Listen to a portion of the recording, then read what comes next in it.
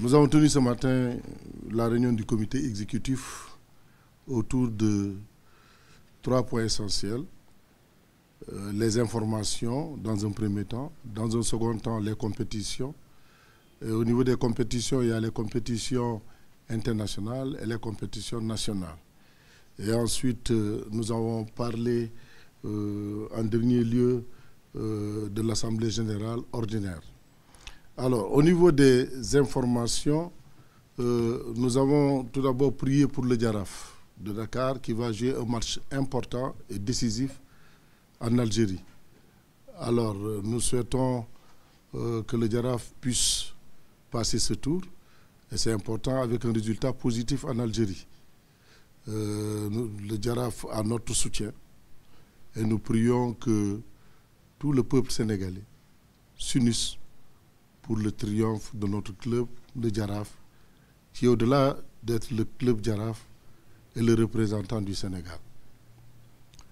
Nous avons aussi parlé du CHAN. Vous savez, le CHAN devrait commencer normalement au mois de février, le 1er février. Entre-temps, la CAF a reporté ce tournoi en août 2025. Alors, que cela ne tienne, même si le report a été constaté, nous avons, avec la direction technique, défini un plan de travail pour maintenir le cap vers une excellente participation de l'équipe nationale du Sénégal en août 2025. De la même manière, rappeler que nos filles U17 vont recevoir le 19 la Côte d'Ivoire. En match aller, l'équipe s'est bien comportée avec un match nul, un but partout en Côte d'Ivoire. Et le retour est prévu ici au Sénégal, à Thiès. Alors, nous avons demandé à tout le monde de se mobiliser pour que notre équipe nationale U17 puisse aussi être qualifiée en gagnant la Côte d'Ivoire. Et c'est possible.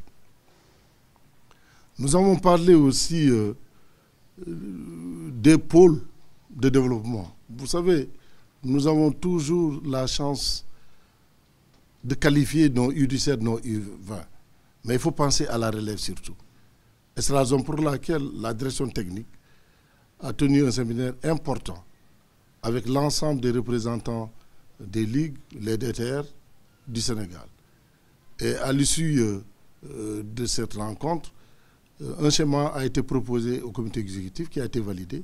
Il y a 6 pôles de développement qui vont enregistrer des effectifs de joueurs U13 et U17.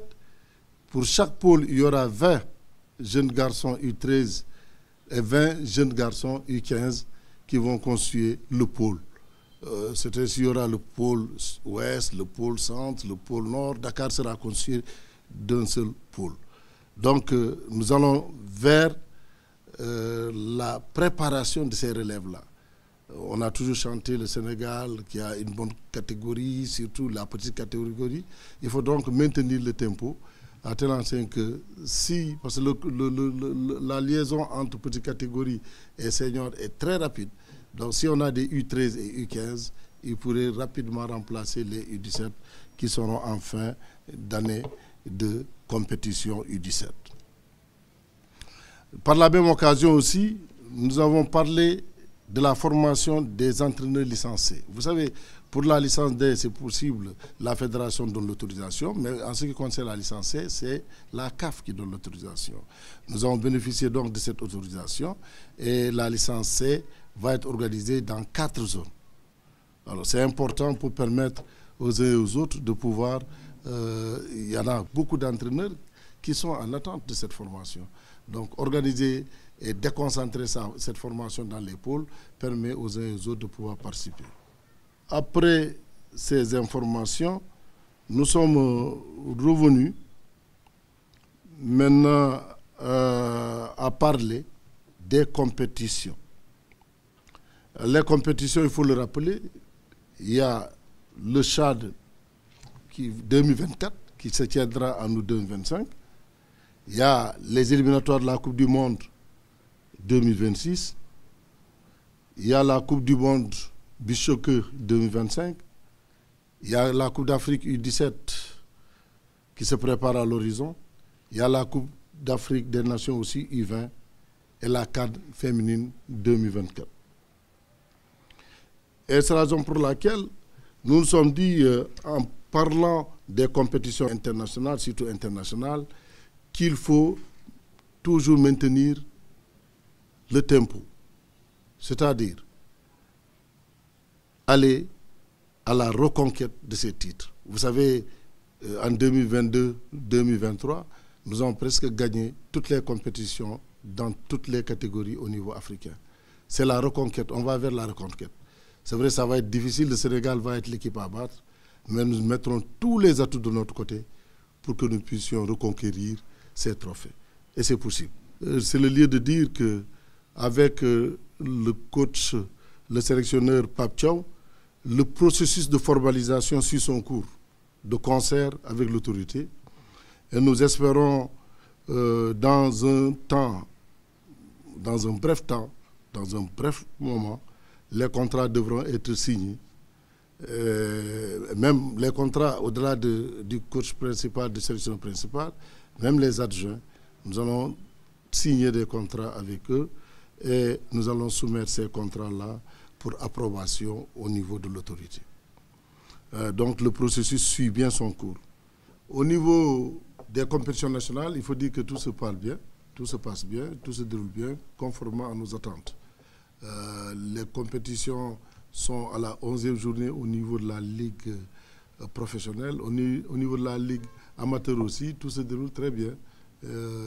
Et au niveau régional aussi, il y a des régions qui ont commencé déjà les compétitions, à l'instar des régions de Thiès, de Ziguinchor et de Kaolack. Donc, il n'y a pas de problème à ce niveau, tout se déroule correctement. Il faut à ce niveau dire que le comité exécutif a profité de l'occasion pour valider la proposition de mutation opérée au niveau de l'organisation de la Coupe de la Ligue, qui intéressera les équipes U20 des clubs professionnels. Vraiment, c'est le lieu de féliciter la Ligue de football professionnel pour cette belle initiative qui consiste à maximaliser le nombre de matchs pour ces petites catégories. Avant de terminer, d'ailleurs, nous avons parlé, nous sommes revenus sur les dates FIFA du 17 au 25 mars, où l'équipe du Sénégal va jouer contre le Soudan à l'extérieur, en attendant d'avoir le pays d'accueil de ce match. Mais nous allons sortir jouer contre le Soudan et revenir jouer contre le Togo, ici à Dakar même. Et nous avons terminé par l'AGO, l'Assemblée Générale Ordinaire, qui la date est retenue, le 12 avril 2025 se tiendra l'Assemblée Générale Ordinaire.